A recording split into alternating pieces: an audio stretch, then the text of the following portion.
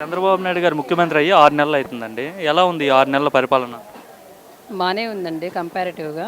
అంటే రోడ్లయితే మెయిన్ ఆహ్, గతుకులుగా అలా ఉండేయన్నీ మొత్తం చాలా వరకు బా చేస్తున్నారు.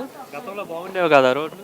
అస్సలు బాగుండేవి కాదు. చాలా చోట్ల అంటే పల్లెటూర్లో అయినా, మామూలు సిటీస్ అయినా చిన్న చిన్న రోడ్లు అసలు చాలా వరకు అంతే అంతకుముందు చంద్రబాబు నాయుడు గవర్నమెంట్ ఉన్నప్పుడు ఎలా ఉందో అవి ఏం వాళ్ళు మంచిగా ఏం చేయలేదు. కానీ ఇప్పుడు వచ్చి చంద్రబాబు నాయుడు వచ్చి 6 నెలల్లోనే చాలా వరకు దాదాపుగా చాలా మొత్తం బా చేశారు.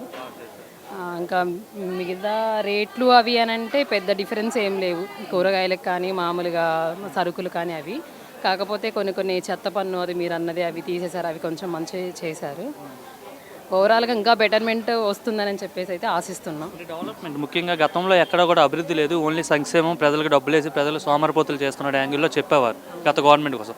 సో ఈ గవర్నమెంట్ డెవలప్‌మెంట్ చేస్తదని చెప్పి చాలామంది హోప్స్ పెట్టుకొని ఓట్లేశారు. So development ఉండబోతుందా? ఉండబోతుందనే మేము 100% నమ్ముతున్నామండి.